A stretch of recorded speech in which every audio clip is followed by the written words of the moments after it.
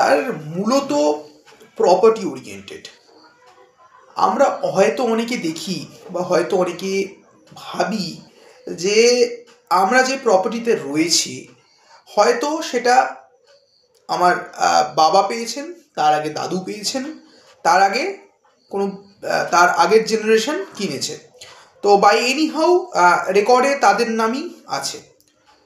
তো আমি সম্প্রতি ডিটটা খুঁজে পাচ্ছি না বা কাগজপত্র কিছুই জানি না। একটা বেশ এমন সিচুয়েশন পড়েছে আমার কাছে যে আমি জানি না কি করব। হতেই পারে তো কোনো ক্ষেত্রে হয়তো আমি উকিলবাবুর পরামর্শতে এসেছি, বা অনেক সময় উকিলবাবুর পরামর্শতে আমরা যাই না, আমরা মনে করি আমরা সব কিছু ইন্টারনেটের মাধ্যমে সব কিছু পেয়ে যাব।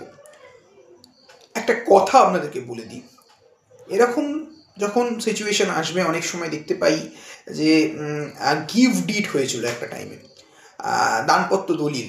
সেই দলিলটা হওয়ার পর এখন আমি বর্তমান মালিক কি?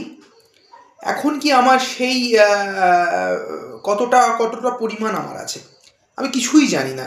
তো এই নিয়ে হয়তো বিবাদ হয়েছে প্রতিবেশীর সঙ্গে, বা আমি নিজেও একটা কিছু ডেভেলপ করতে চাইছি, সেটা করতে পারছি না। তো তখন সেই সব ক্ষেত্রে আপনাদের প্রথমেই বুঝতে হবে মাদার ডিডটা কি।